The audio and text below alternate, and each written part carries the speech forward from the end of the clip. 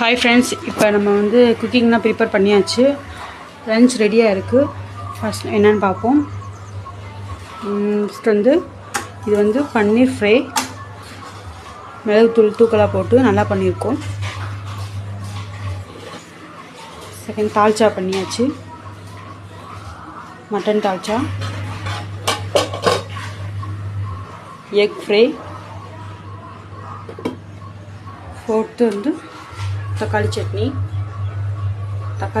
அப்புறம் தக்காளி தொக்கு,